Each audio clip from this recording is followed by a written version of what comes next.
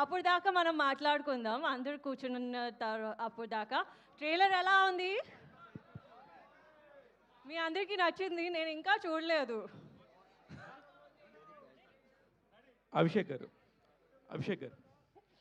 శివ గారు నిజంగా Christopher Nolan కనుక పూరినట్టుంది నాకైతే. ఒక 10 ఏళ్ళు వెనక్కి వెళ్ళిపోయి ఆ టైం మిషన్లో నుంచి వెళ్ళిపోతే ఎలా ఉంటుందంటే, ఒక చిన్న డిస్ట్రిబ్యూటరు ఎంత పెద్ద కలగన్నాడు, ఆ కళను నిజం చేసుకోవడానికి ఎంత పెద్ద సినిమా తీశాడు. నిజంగా hats off to you. Trailer చూసినాక అభిషేక్ నిజంగా కళ్ళమ్మ నీళ్ళు వచ్చినాయి నాకైతే. ఎందుకంటే ఐ నో యూ, నీ డ్రీమ్ ఎంత బాగుండేది, నువ్వు ఎంత ప్యాషనేట్గా ఉండేవాడు. Really appreciate you. Thank you so much. ఇప్పుడు ఫస్ట్ సినిమా హీరోగా ఫెయిల్ అయిన ఒక అబ్బాయిని రెండో సినిమాకి 100 కోట్లు పెట్టి చేయొచ్చు అనే ఒక దమ్ము ఎక్కడి నుంచి వచ్చింది? దమ్ము కిషోర్ గారు చెప్పాలి. కిషోర్ గారు. ఓకే, నా తర్వాత ఆయన కూడా చెప్తారండి. ఇప్పుడు మేము స్టార్ట్ చేసినప్పుడు ఇంత అనుకోలేదు, అంటే నేను ఆల్రెడీ ఇంటర్వ్యూస్లో చెప్పాను. బట్ చేస్తూ ఉండే కొద్దీ మనకి రష్ చూసిన సినిమా ఎలా షేపప్ అవుతుంది అనేది చూసేదాన్ని బట్టి మనకు ఒకలాంటి కాన్ఫిడెన్స్ వస్తుంది. పాయింట్ 1. పాయింట్ 2, ఉన్నోళ్ళందరూ సినిమా కోసమే బతుకుతున్నారు. ఇల్లు లేదు, ఫ్యామిలీ లేదు, అటు లేదు, ఇటు లేదు, పొద్దు నుంచి సాయంత్రం ఇది తప్పితే ఇంకేం లేదు. అలాంటి టీంని బ్యాక్ చేయకపోతే ఇంకేం చేస్తామండి జీవితంలో? అది సక్సెస్ఫుల్ అవుతుంది, ఇంకేది సక్సెస్ఫుల్ అవుతుంది లైఫ్లో. కానీ end of the day it's a business. ఫైనల్గా ఎవరికైనా సరే ₹1 పెట్టినప్పుడు ఆ రూపాయి మళ్ళీ ఎటు నుంచి రావాలనేది ఒక ఉంటుంది. మీరు ఇప్పుడు ప్రొడ్యూసర్ ప్లేస్లో కూర్చుని మాట్లాడుతున్నారు, కానీ ఆయన అసలు ప్రొడ్యూసర్గా ఏ హీరోకి డబ్బులు ఇచ్చేవాడు కాదు. చాలా ఇబ్బంది పెట్టేవాడు. అంటే అంటే బాగా ప్యాషనేట్గా నేను చెప్పేది, వేరే ఉద్దేశం కాదు. సో నేను దీనికి కొంచెం డిఫరెంట్గా ఆన్సర్ చెప్తానండి. Steve Jobs said, if I knew how hard business would be, I would not have started this business. నాకు ఇది ఇంత కష్టంగా ఉంటుందని తెలిస్తే నేను చేసేటోని కాదేమో. కానీ you have to always go by your gut. అంటే మనం చూస్తున్నది మనకి నచ్చుతుంది, మనకు ఒక జడ్జిమెంట్ కరెక్ట్ అని మనకు నమ్మకం ఉంటే దాన్ని ముందుకు తీసుకుపోతూ ఉండండి. God is there to help, that's all. Abhishek garu, ఇక్కడ జనరల్గా కొత్త డైరెక్టర్ అన్నప్పుడు ఏంటంటే టెక్నీషియన్స్ అందరూ కూడా పెద్ద పెద్ద వాళ్ళు ఉంటే వర్క్ ఈజీ అవుద్ది అనుకుని చెప్పి అలా వెళ్తారు. బట్ మీరందరూ కూడా, అంటే మీరు చేస్తున్న సెకండ్ ప్రాజెక్ట్ అయినా కూడా ఇంతమంది కొత్త వాళ్ళతోటి ఇంత పెద్ద ప్రాజెక్ట్ని, ఇంత పెద్ద డ్రీమ్ని ఇంత త్వరగా అచీవ్ చేయగలిగారు. ఏంటి, what is the reason behind it? So main reason ఏంటంటే, నేను ఎవరైతే టెక్నీషియన్స్ని నేను చూస్ చేసుకున్నా, I want them to travel with me. నా ఎంబడి ఉండేటట్టు ఒక 1.5. ఇప్పుడు మ్యూజిక్ డైరెక్టర్ ఉన్నాడు, మా ఆఫీస్లోనే ఉంటాడు. ఎడిటర్ మా ఆఫీస్లోనే ఉంటాడు. సో మ్యూజిక్ డైరెక్టర్ మ్యూజిక్ ఇవ్వాలని నేను వెయిట్ చేయ అవసరం లేదు. So I want people who can ఈ ప్రాజెక్ట్లో నాతో ట్రావెల్ అవుతాం, అందుకే అలా నేను సెలెక్ట్ చేసుకున్నాను. విరాట్ గారు సార్, అంటే ఇప్పుడు ఇందాక శివగారు అడిగారు, అంటే ఫస్ట్ సినిమా ఇదైన తర్వాత ఎలా తీసుకున్నారని. బట్ మీరు ఫస్ట్ సినిమా ఇదైన తర్వాత సెకండ్ సినిమాకి వెళ్ళేసరికి ఏంటంటే కొంచెం ఎక్స్పీరియన్స్ ఉన్న వాళ్ళు, ఎందుకంటే మీకు ఆ చాయిస్ ఉంటుంది కాబట్టి అలా చూస్ చేసుకుని వెళ్ళొచ్చు కదా. మీరు అభిషేక్ నామా గారిని నమ్మడానికి, నాగబంధంలో పాట అవడానికి మీకు అనిపించిన బెస్ట్ రీజన్ ఏంటి? అదే సార్, చాలా స్టోరీస్ వింటుండే, కానీ అన్న ఒకసారి ఆఫీస్ పిలిచినప్పుడు చూసాను అనమాట. కంటెంట్ కానీ, ఆ విజన్ కానీ, విఎఫ్ఎక్స్ కానీ అవి చూసినప్పుడు ఒక గూస్ బంప్స్ మూమెంట్ అనమాట. ఇప్పుడు మీరు చెప్పారు కదా మీ కళ్ళలో నీళ్ళు తిరిగినాయి అని, సో నాకు అదే ఫీలింగ్. సో నన్ను నమ్మి నా మీద ఇలాంటి ఒక స్టోరీ అనేది నేను కూడా అలానే ఫీల్ అయ్యాను. నాకు కూడా కళ్ళలో నీళ్ళు తిరిగాయి అనమాట. సో అలానే చేశాను. అభిషేక్ గారు సార్, రాంబాబు గారు హాయ్. 10 years నుంచి మీ జర్నీ చూస్తున్నా దగ్గరగా. సార్ 19 yearsకి వచ్చినా సార్. 19 వచ్చింది, నేను దగ్గరగా చూస్తున్నా 10 years నుంచి. ఒక డిస్ట్రిబ్యూటర్గా, ప్రొడ్యూసర్గా, డైరెక్టర్గా మారారు తర్వాత. ఈ మూడోట్లు ఏది మీకు టఫ్గా అనిపించింది? 3 టఫ్ జాబే సార్. డిస్ట్రిబ్యూటర్లో కూర్చున్నప్పుడు ఏందిలే అనుకుంటాము, ప్రొడ్యూసర్లో కూర్చుంటే వీళ్ళు ఏందిలే అనుకుంటాము. ఇప్పుడు డైరెక్టర్లో కూర్చున్నప్పుడు అర్థమైంది అన్నీ టఫ్ జాబే. ట్రైలర్ అయితే ఎక్స్ట్రాడినరీ ఉంది. Thank you. అంటే ఒక సినిమా తీసిన అందరూ పాన్ ఇండియా అంటున్నారు, కానీ ఈ సినిమాని పాన్ ఇండియా లెవెల్లో ఉంది. ట్రైలర్ అనేది చూస్తే థ్యాంక్ యూ. ఒక సినిమా హిట్ అయిన తెలుగు డైరెక్టర్లు చూస్తున్నాం, వెంటనే హిందీకి వెళ్ళిపోతున్నారు, ముంబైలో ఉంటున్నారు. ఇక తెలుగు హీరో ఇంకా చూడలేదు, ఎవరు తెలుగు ఇండస్ట్రీ వెంకే చూడలేదు. మీరన్నా మాకు ఉంటారు అందుబాటులో, మీరు కూడా అట్టే పరిగెడతారని. సరే ఒకటి చెప్పానంటే, నేను ఈ సినిమాలో అందరు తెలుగులోనే పెట్టుకున్నా, చూసాం. ఇంక్లూడింగ్ విఎఫ్ఎక్స్ కూడా హైదరాబాద్లోనే పెట్టుకున్నా. ఎక్స్ట్రాడినరీ. 2 states నుంచే వర్క్ చేశారు. నేను అవుట్ ఆఫ్ స్టేట్ అసలు వర్క్ చేయలేదు. ఇప్పుడు మీరు అంతా విఎఫ్ఎక్స్ చూస్తున్నారు కదా, అంతా తెలుగు వాళ్ళు చేసిన విఎఫ్ఎక్స్. మీరు కమింగ్ నెక్స్ట్ ప్రాజెక్ట్ కూడా తెలుగు వాళ్ళతో ఉండాలని కోరుకుంటాం మేము మనస్ఫూర్తిగా. సో నేను తెలుగులో ఎంబడే ఉంటాను. అదే all the best. Right, thank you. Producer గారు నభా గారు హాయ్ అండి. హాయ్ అండి. ఈ ప్రాజెక్ట్లో మీకు ఛాలెంజ్ అనిపించిన విషయాలు ఏంటి? మీరు నేర్చుకుంది ఏంటి ఈ ప్రాజెక్ట్ నుంచి? చాలా టఫ్ క్వశ్చన్ అండి. ఇట్లాంటి ఒక లార్జ్ స్కేల్ ఎపిక్ తీస్తున్నప్పుడు an actor needs to be very prepared to give what the director wants at that minute, because there is huge set. There are a lot of people always being present for every scene anamata, and especially my character has different emotional transition, so to remember everything throughout, and at any moment whatever the director needs and whatever the scene demands, you should be able to deliver it at that instant.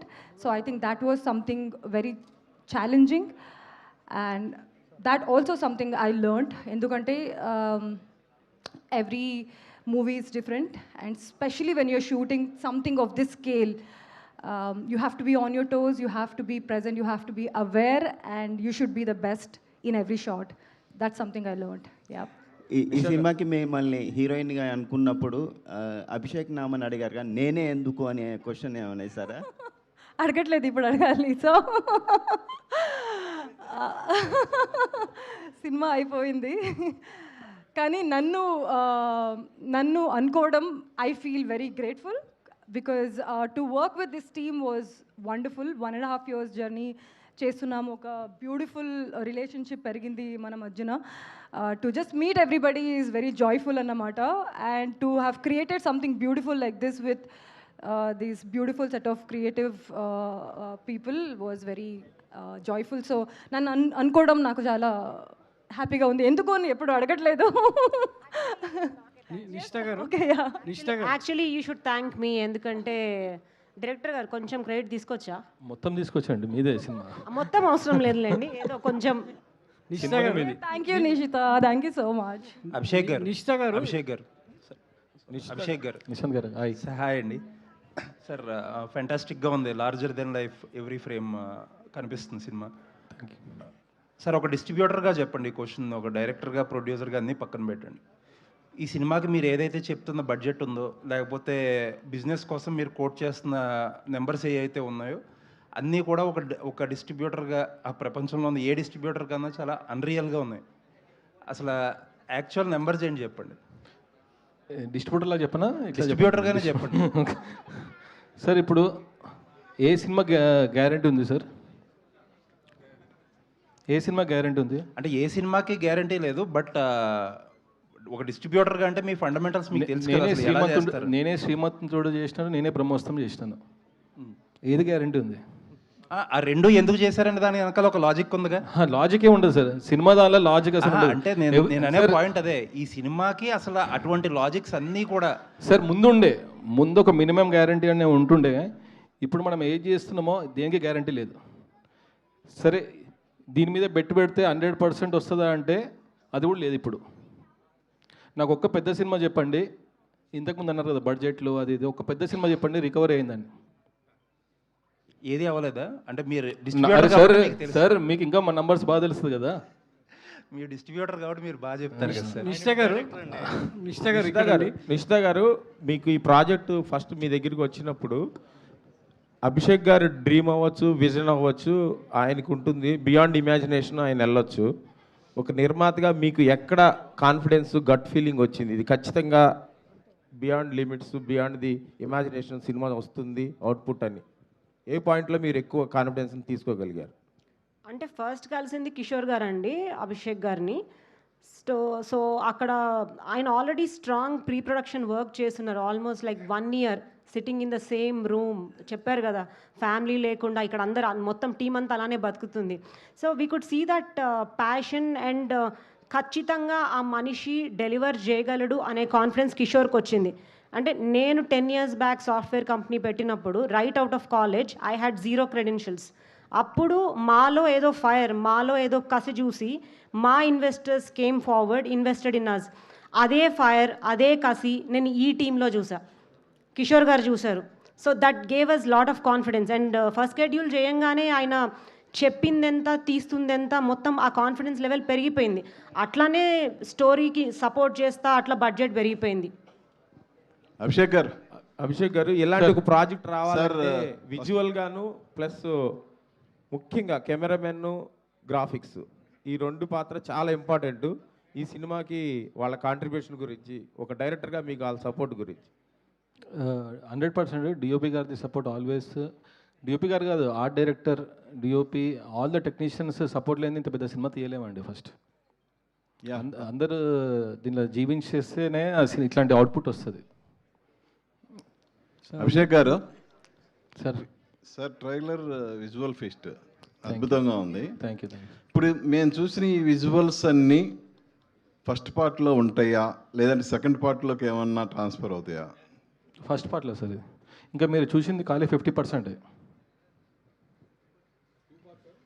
Abhishek garu ఇక్కడ అభిషేక్ గారు sir, so ఇప్పుడు trailer చాలా అమేజింగ్గా ఉంది. Digital వరల్డ్లో నుంచి devotional వరల్డ్లోకి తీసుకెళ్తున్నారు audience అందరినీ. చాలా అద్భుతంగా చూడబోతున్నాం సినిమా. ఏంటి సార్ మీ ధైర్యం ఈ సినిమా ఇంతలా తీయాలి అంటే? ఇన్వెస్టర్స్ ఉన్నారు కదా అని సినిమా తీయడం వేరు, ఇలాంటి కథ చెప్పాలి, ఇలాంటి పాయింట్ ఆడియన్స్కి ఇవ్వాలి అనేది ఒక పాయింట్ వేరు. సో ఏంటి ఈ ధైర్యం మీకు? సార్ నా ధైర్యం ఏంటంటే ఆడియన్స్ సార్ ప్రతిసారి మంచి సినిమాని ఆదరిస్తారనేసి నాకు ఆ ధైర్యం ఉంది సార్. ఇప్పుడు ఈ బిగ్ స్క్రీన్ ఎక్స్పీరియన్స్ ఉన్న సినిమాలని ఆడియన్స్ చూస్తున్నారు. సో అంటే ఇది డ్రీమ్ 10 years బ్యాక్ అన్నారు, అప్పుడు తీయలేకపోయారా ఎట్లా ఏంటి అది ఇప్పుడు తీయడానికి? 10 years బ్యాక్ ఏం కదండి. డెవిల్ తర్వాత ఆలోచన వచ్చింది సార్. 12 monthsలో సినిమా తీసినాను. ఇది 108 daysలో సినిమా తీసినాను. ఓకే. విరాట్ గారు 108, 107 సింగిల్ పార్ట్. ఓకే. విరాట్ గారు అంటే ఒక డివోషనల్ ఫీలింగ్ అనేది కనిపిస్తుంది సినిమా అంతా. మీరు ఇందాక అన్నారు మన పురాతన ఆలయాల గురించి వాటి గురించి అంతా ఏంటండి అంటే మీకు పర్సనల్గా ఒక డివోషనల్ కనెక్టివిటీ అంతవరకు ఉంది ఈ సినిమా రావటం, మీకే రావటం వెనక ఆ కనెక్షన్ ఎలా చూస్తారు మీరు? అంటే ఫస్ట్ నుంచి ఆ దేవుడు అంటే ఇష్టం ఉందండి, కానీ ఈ సినిమాకి కొంచెం ఎక్కువ అయిపోయింది అనమాట. ఎందుకంటే ఆ ప్రాసెస్లో మీరు ఆ క్యారెక్టర్ చూస్తున్నారు కదా, ఆ ఎనర్జీ క్యారీ చేయడం అని అదంతా కూడా అంత ఈజీగా రాదని నేను బిలీవ్ చేస్తాను అనమాట. ఇప్పుడు మీరు అందరూ కూడా ఇంత ప్రేజ్ చేస్తున్నారు కదా, ట్రైలర్ బాగుంది, లుక్ బాగుందని చెప్పేసి.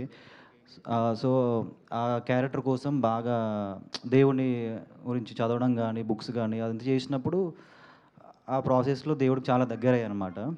సో నేను అదే బిలీవ్ చేస్తాను, మా సినిమాకు కూడా ఆయన తెలియని ఒక ఎనర్జీ మమ్మల్ని సపోర్ట్ చేస్తుందని. వచ్చిన ప్రతి కంటెంట్ కూడా అలానే ఉంది, బ్రహ్మాండమైన విజయం సాధిస్తుంది. సో రేపు సినిమా కూడా ఒక హిస్టారికల్ విక్టరీ చేయాలని చెప్పి కోరుకుంటున్నాను sir. Thank you sir. Abhishek గారు లాస్ట్ క్వశ్చన్. యాక్చువల్గా డివోషనల్ ఇది తీసుకున్నారు కదా మొత్తం. అంటే బేసిక్గా ఏంటంటే ఇలాంటి సినిమాలు చేసినప్పుడు ఏంటంటే చాలా జాగ్రత్త చేయాలి. అంటే ఎక్కడ ఎవరు మనోభావాలు దెబ్బతింటాయో తెలియదు, ఎవరు ఎలా తీసుకుంటారో తెలియదు. సో పిన్ టు పిన్ నుంచి చేసుకోవాలి కదా. సో దానికోసం ఎవరి సలహాలను తీసుకున్నారా? సో మొత్తం చూసుకున్న తర్వాత అలాంటి సీన్స్ ఏమన్నా ఉంటే దాన్ని ఏమైనా రెక్టిఫై చేసుకునే కానీ లేకపోతే ఏమన్నా స్క్రిప్ట్ లెవెల్నే కొంచెం అన్ని రెక్టిఫై చేసుకొని మిస్టేక్స్ కాకుండా చూసుకున్నాను. విరాట్ గారు మీ ఫస్ట్ సినిమా ఎక్స్పీరియన్స్కి ఈ ఎక్స్పీరియన్స్కి అంటే టోటల్ డిఫరెంట్ ఉంటుంది కదా. ఇప్పుడు దీనిలో మీకు బాగా నచ్చిన అంశం ఏంటి? అసలు అభిషేక్ గారితో చేసినందుకు ఎంత హ్యాపీ ఫీల్ అవుతున్నారు? ఫస్ట్ సినిమాకి ఇప్పటికీ నా పర్ఫార్మెన్స్ కానీ నా స్క్రీన్ ప్రెజెన్స్ కానీ అంటే 100% ట్రాన్స్ఫర్మేషన్ కనిపిస్తుంది మీకు ఈ ప్రాసెస్లో. అభిషేక్ అని ఏంటంటే క్యారెక్టర్కి కావాల్సిన వర్క్షాప్స్ కానీ అవన్నీ చేసినప్పుడు నాలో నాకే తెలియని కాన్ఫిడెన్స్ పెరిగిపోయింది.